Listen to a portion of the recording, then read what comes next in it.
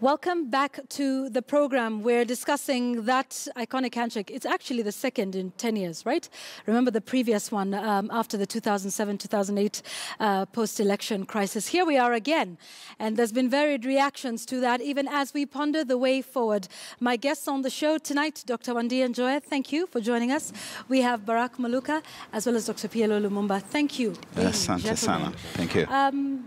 P.LO, perhaps to begin with you. This is something you say you've been asking for all this time. You know, perhaps this is the forum at which we must say this. On the 8th day of January this year, I had the privilege and honor of meeting Honorable Raila-Uhuru in his office. And I said, dialogue is the mother's milk of democracy. I met the Deputy President of the Republic and said the same thing. And in public fora, we have said this thing. The tragedy of this country is that we have short and selective memories. So what has happened, or what happened on Friday, is the right thing. Democracy is about continuous dialogue. And I think my good friend Mutahi Ngunyi captured it very well. If you look at the political life of Raila Amolo Odinga, it is consistent. He had a pact with Moi in 1997. He had a pact with Mwai Kibaki in 2007. He has a pact with Uhuru Muigai Kenyatta in 2018. So in 30 years, it is a span of 10 years. And what is, in my view, useful about this is that it serves to reduce the political temperature in the country. But what we must remember as a country is that it is the interest of the countries that must be in the forefront. I've listened to some of the views that are being offered here, and it's very unfortunate that individuals are offering views on the basis of ethnic interests. We ought to be looking at the best interest of the Republic of Kenya in the context of Vision 2030. So Friday was a good moment for you? Thing, but it must be qualified. I don't want to be buttonholed into saying it was a good thing for soundbite. It was a good thing, but in a context which I believe my other colleagues will also speak to, so that I don't hog the limelight. Okay. Dr. NJOYA, you see it in a different light. And when you said it on Twitter, a lot of people said, but why? And you reminded people that this is something that you don't necessarily agree with. Why? I mean, it's not that I don't agree with, but it's between two men. It doesn't affect us as the people of Kenya. The difference between this handshake and the one of 2008 is that there was no new constitution, which gives the people the power to speak and be heard. It gives us devolution. And so the people must participate in whatever political decisions are being made. And this is not the case. We are not participating in this decision. So whatever these two men have done is personal, as far as I'm concerned. We, the people, want a decision that includes us. We've just spent so much money voting for MPs and MCAs. So if debates are not going to be held in the county halls and in parliament, what did we vote for if it's just going to take two men to meet and agree? So we want our money's worth. We want the men and few women in parliament to debate the issues in parliament, because that's what we voted for and that's what we are spending our taxes for. We don't want any more bedroom deals. The people want transparency. We want deals that are done in public. Do you feel that there was the revolution that, that NASA leader Raila Odinga and his co-principals had began? Is there a sense in which they've been lost? Do you think that, they were not considered in this? Maybe some will say it's premature, WANDIA, to start to say that. Maybe we wait and see what happens in the coming days and weeks as they roll out the framework.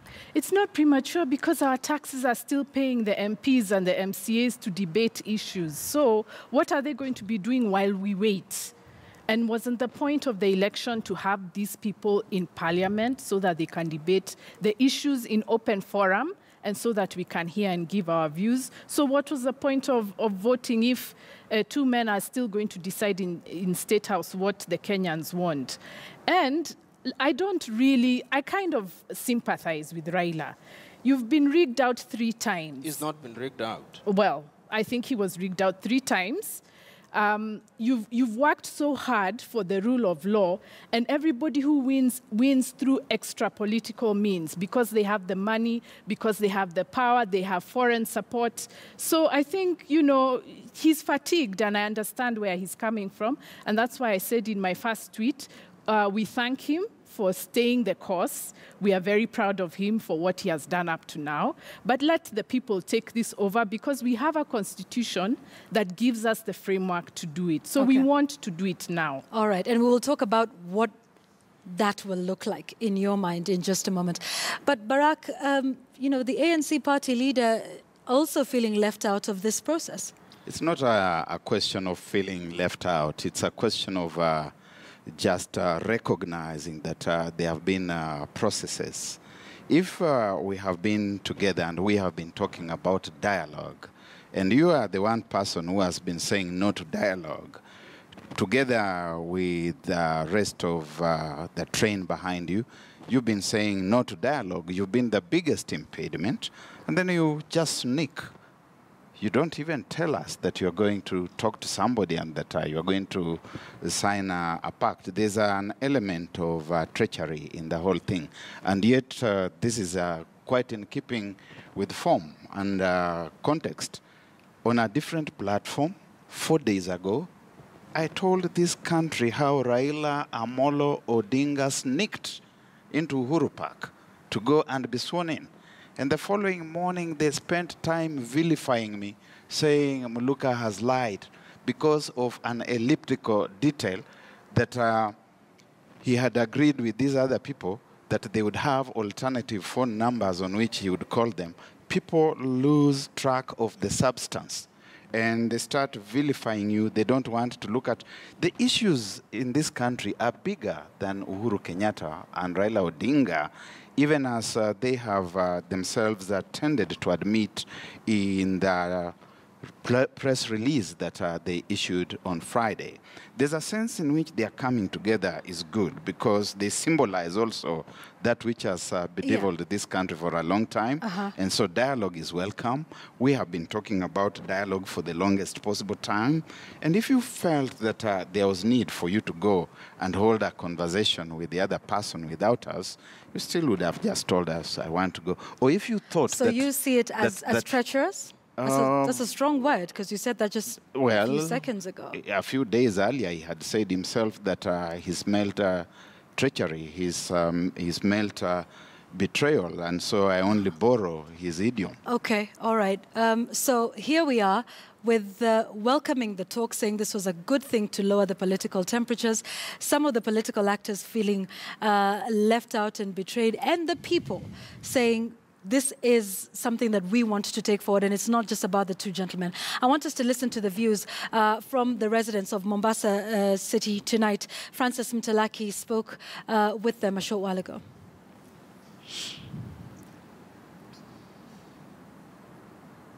And from the coast region, and specifically Mombasa County, this is one region that voted overwhelmingly for Honorable Raila Odinga. And so it would be good to get some of the reactions from the residents. And also yesterday, this is the same area that NSC leader, who is Musalia Mudavadi, also issued a statement with regard to what happened on Friday.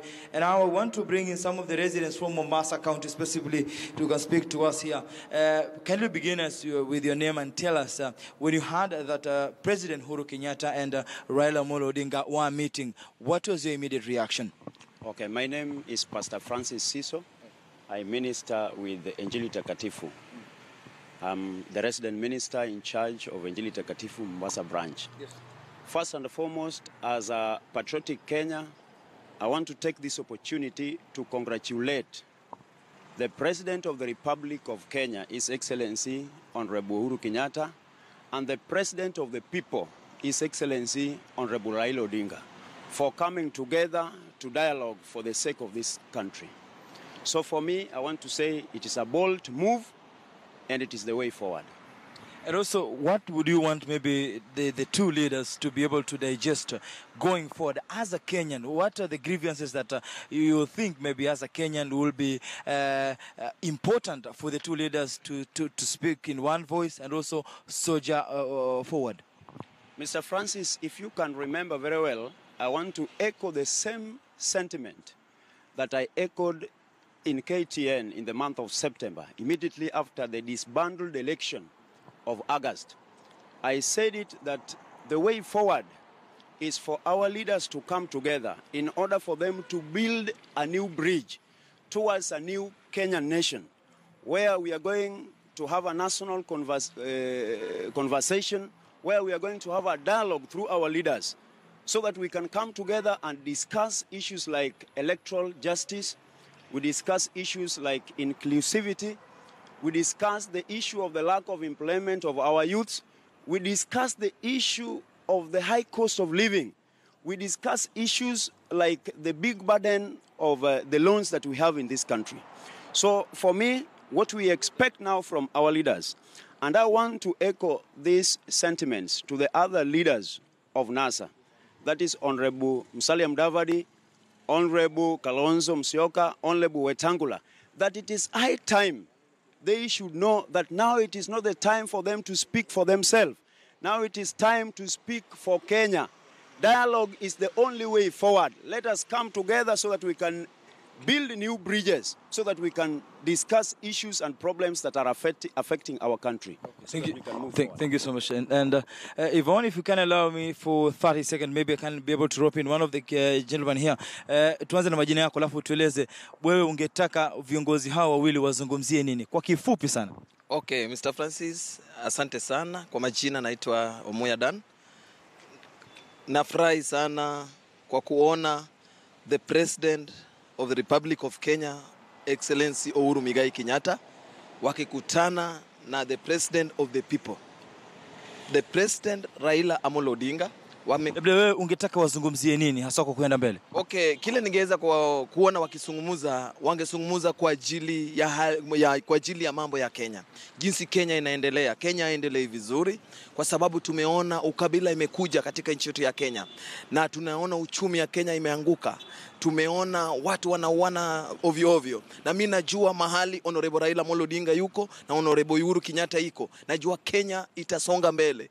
Na ningeweza sema kidogo Francis, ni tuwache wale ambao wanasungumuza Raila ametuuza ama Uhuru ametuuza. Uhuru na Raila wacha wafanye, hao ndio viongozi. Wacha wafanye Kenya iweze kuendelea mbele. Asante sana. Asante sana. Well, Yvonne, there you have it from the residents of Mombasa here, and some of the issues that they're talking about is about electoral injustice, the issue of economy, and also some of the issues around the youth employment in this country. And you would appreciate that we also have a youth. So that is some of the issues that we've been able to pick from the residents of Mombasa here and the coast region at large. Yvonne. Lucky, thank you very much. From the county of Mombasa, we'll get to canvass some of those issues that were put up in their statement, that joint statement that was released, and whether, we feel that those are the issues that are well captured for the Kenyan public. But let's speak to Raquel Muigai in Nyeri County. That is a Jubilee stronghold. Raquel, reactions from there?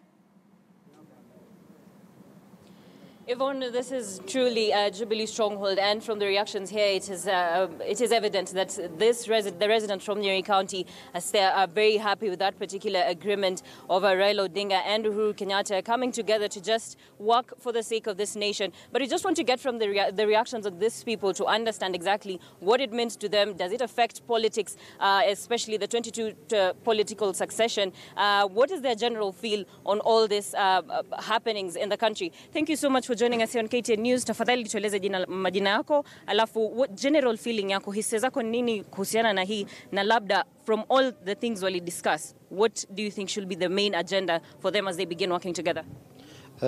Kwa majina naitwa Samuel Derito. Ningetaka kwanza kuwashukuru kusema hiyo hatua walishukua ni hatua mzuri, kuonyesha ya kwamba Kenya ni kubwa kuliko mtu binafsi. Hatua ile ya kwanza watachukua kama ukabila. Tungefurahi sana kuona watu wote wanachikana. Tukichagua kiongozi, tunachagua kiongozi bila kufikiria ametoka kabila gani. Pia hii mambo ya devolution tunaomba waangalie na wafuatilie, naone yote imefuatiliwa vile katiba imesema. Asante sana, asante sana. Tafadhali tueleze jina lako, alafu pia unaona kama itaweza kuaffect ile political succession in 2022? Kwa majina naitwa Joseph Madhenge, Nyeri ni nyumbani. Mimi naona haita affect kitu.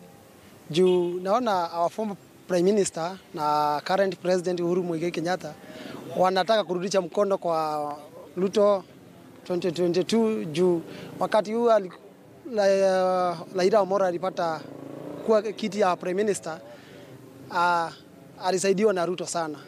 Na yeye Uhuru amesaidiwa na Ruto sana. So ni wakati wao warudishe mkono. So itakuwa hata sawa na itakuwa sawa. Asante sana.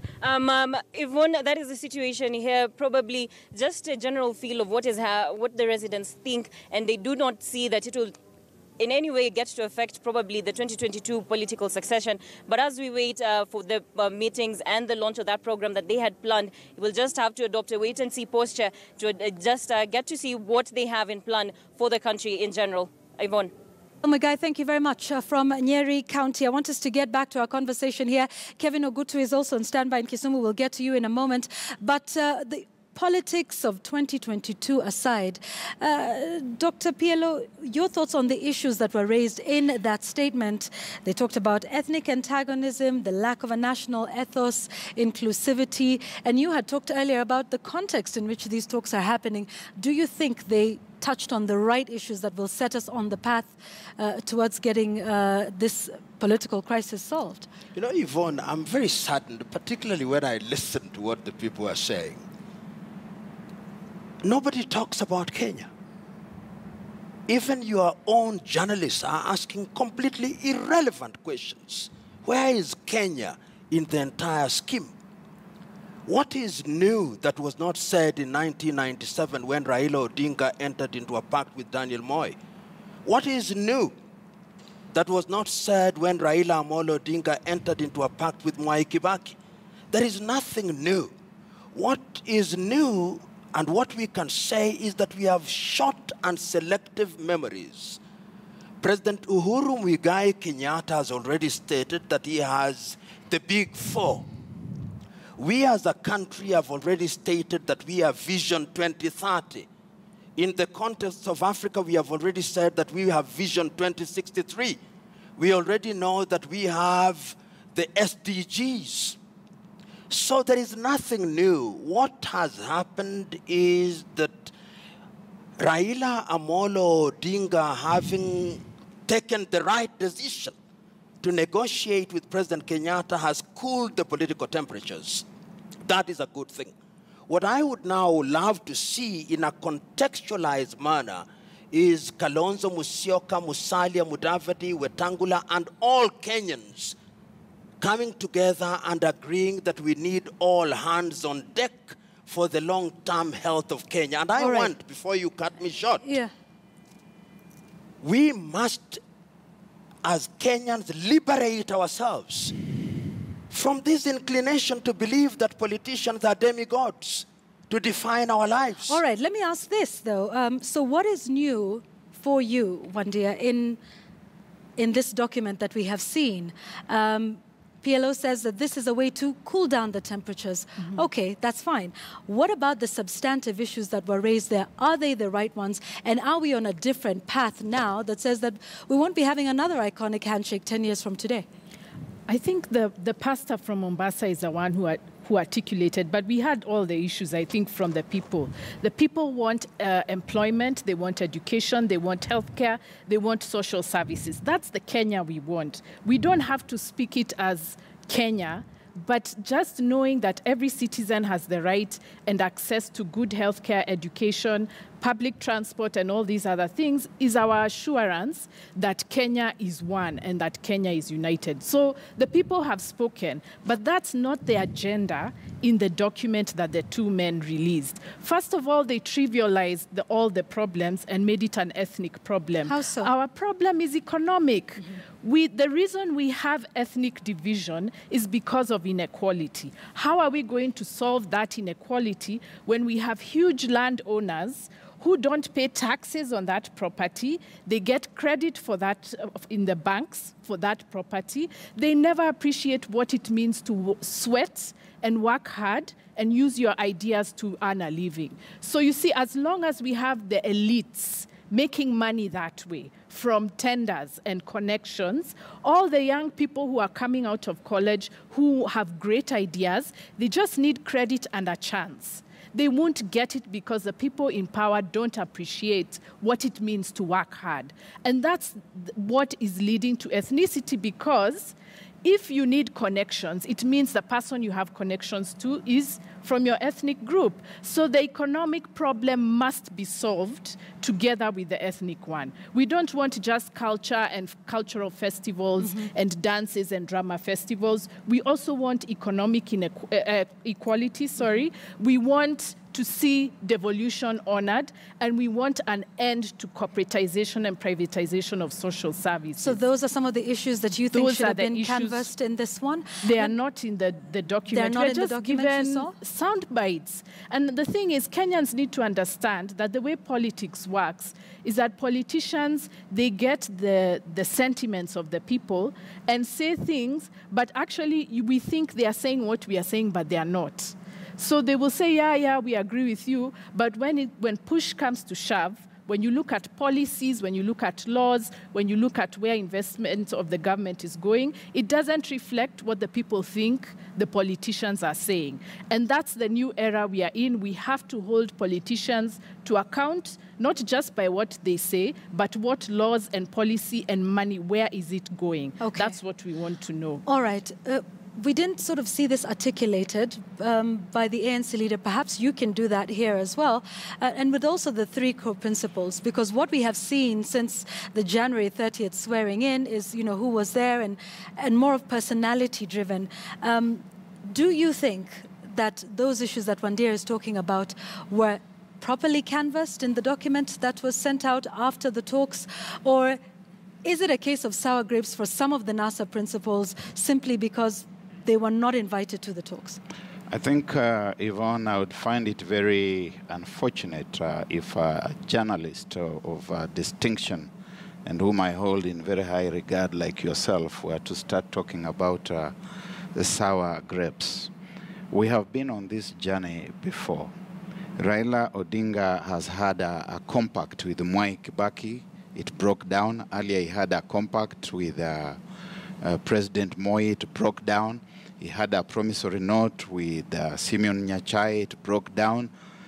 He has worked with Uhuru Kenyatta before within the ODM. That arrangement broke down. And these are not things to be taken lightly. We must also keep asking ourselves, what is the common factor in all this? In all these, you enumerate all of those times when it broke down, but yet all the NASA leaders then chose to work with him last year and up to this year. May I be heard? Do you want us to argue, or do you want us to discuss issues? No, I'm just basically pointing. I'm pointing out an issue, Barack. Then allow me to be heard, having established a basis like that. We must ask ourselves, why is it that these things keep on breaking down? And they keep on breaking down because we narrow them down to an individual, try to accommodate that individual within our working environment, and say, as they said in this document, that how will it work? And they say that there's going to be created an office, obviously for Raila Odinga, complete with advisors. Some of us are now not interested in offices. We are interested in substantive, material, significant change that is going to give us a country that we can bequeath to our children. Now, if I have a document in which two individuals keep on committing to each other rather than committing to the country, if I have a document that does not address the business that we have left on the way. We dropped this ball quite a while back. We know, for example, that there are agenda for issues that emerged out of the conflict of 2007, 2008, which we would like to see in any dialogue that we talk about as a country, that there are constitutional issues. Even now, as we sit here, we are seeing a situation where governors have had to go to the Supreme Court for interpretation of certain things. There are issues in the Constitution which we agreed 8 years ago that we were putting on the back burner, but we would discuss in future. And there are these gaps that we need to address, and they cannot be addressed by two individuals, no matter how well-intentioned they may be. Okay, stay with me, ladies, gentlemen, as we continue to have this discussion here on Checkpoint. Your views as well. Please allow us to take a small commercial break. When we come back, more from my guests, and we'll also be hearing from Kevin Ogutu and the residents of Kisumu County here on Checkpoint when we return.